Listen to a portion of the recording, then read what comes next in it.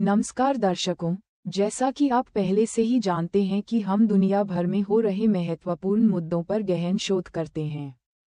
इस संबंध में हमारे पास ट्रंप और पुतिन के अजीब रिश्ते पर कुछ महत्वपूर्ण अवलोकन हैं जो पूरी वैश्विक राजनीति के लिए अजीब हैं, जिसमें साफ तौर पर दिखाई देता है कि ट्रंप न सिर्फ रूस को मदद पहुंचाने हेतु रूस का यूक्रेन से युद्ध बंद कराना चाहते हैं, बल्कि अमेरिका के हुए यूक्रेन पर खर्चों को भी अमेरिका को वापस दिलाना चाहते हैं।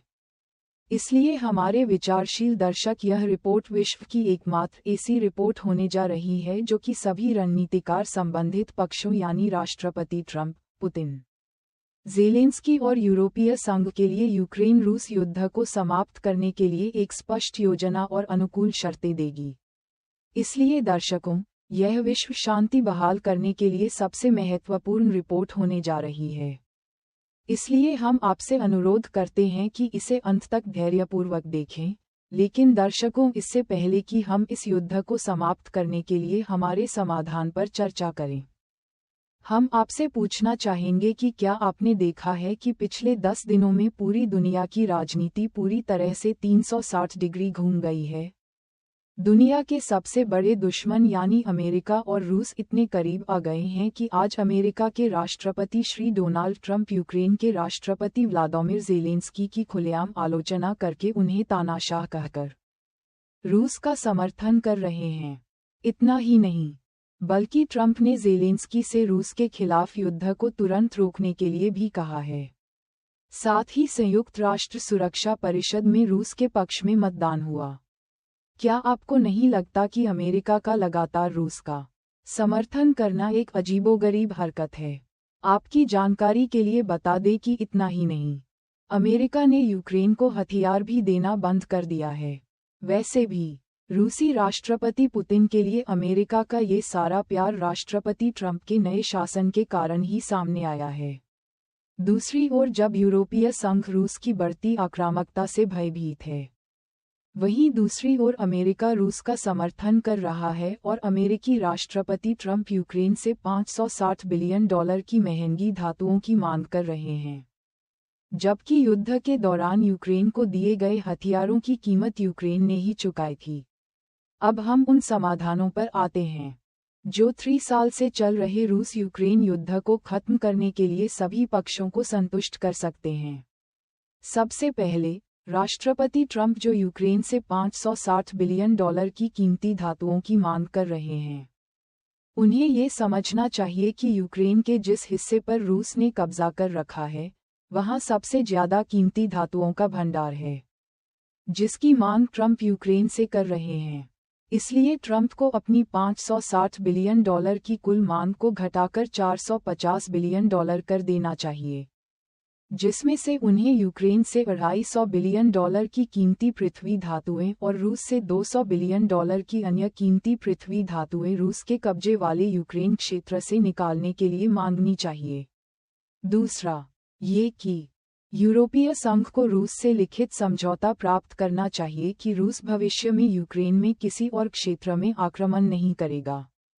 तीसरा, ये कि यूक्रेन को रूस को लिखित आश्वासन देना चाहिए कि वह नाटो में शामिल नहीं होगा तथा रूस को भी अमेरिका, यूरोपीय संघ और यूक्रेन द्वारा की गई मांगों का पालन करना चाहिए। प्रस्तुत किया गया ये समाधान न केवल सभी के लिए जीत की स्थिति दर्शाता है, बल्कि यह विश्व शांति को भी बढ़ावा देगा।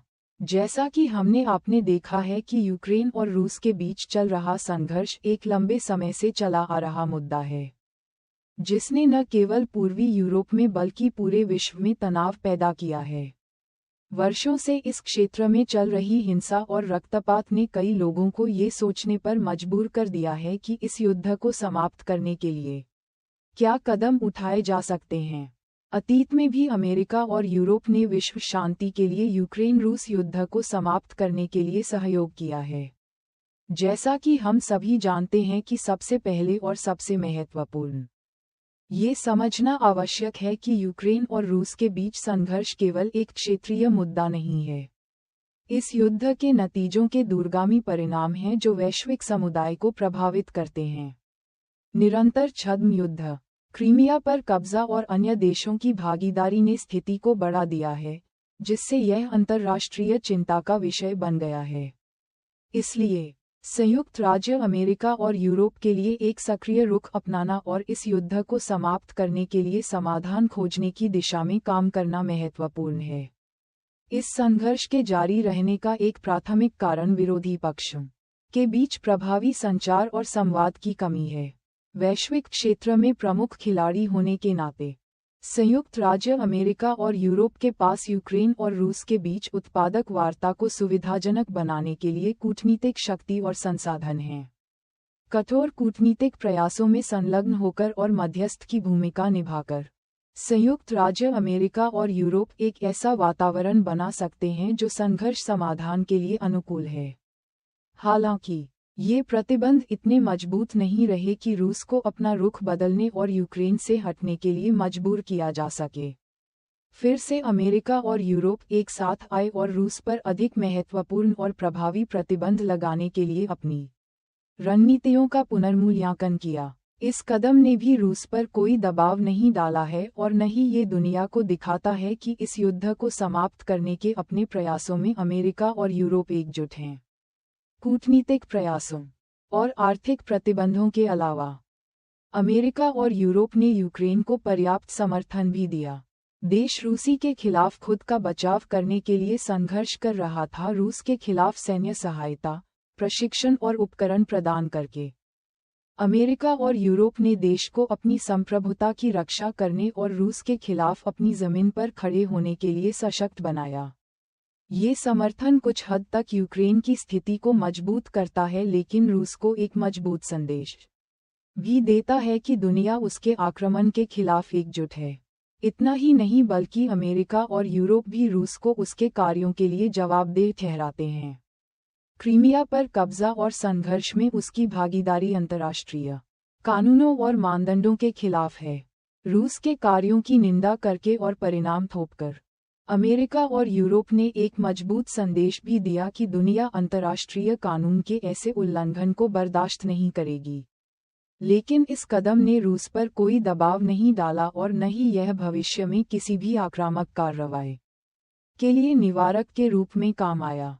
इसलिए निष्कर्ष में अब समय आ गया है कि अमेरिका और यूरोप हमारे द्वारा प्रदान किए गए जीत-जीत समाधानों पर काम करें, अपनी कूटनीतिक शक्ति का उपयोग करके, यूक्रेन को समर्थन प्रदान करके और रूस को उसके आक्रमण को रोकने के लिए बाध्य करके। अमेरिका और यूरोप इस संघर्ष का स्थायी समाधान खोजने की दिशा में काम कर सकते हैं। यह सही समय है कि हम साथ आएं और यूक्रेन, रूस और पूरी दुनिया के लिए शांति के लिए खड़े हों। हमारे विचारशील दर्शकों, हम महत्वपूर्ण मुद्दों और विषयों को आपके सामने स्पष्ट और समय बचाने वाले तरीके से लाने के लिए कड़ी मेहनत करते हैं। इसलिए कृपया लाइक, शेयर और सब्सक्राइब करें और हमारी टीम को प्रेरित करें और इस महत्वपूर्ण विषय पर अपने विचार भी कमेंट करें। कृपया हमारी वेबसाइट vopglobal.org पर जाएं और अपनी आवाज़ उठाएं। साथ ही हमारी वेबसाइट पर उपलब्ध अपना वॉलंटियर प्रेस कार्ड डाउनलोड करके हमारे साथ जुड़ें और अपने विचार और समाचार साझा करें। Team digital media, voice of the people international.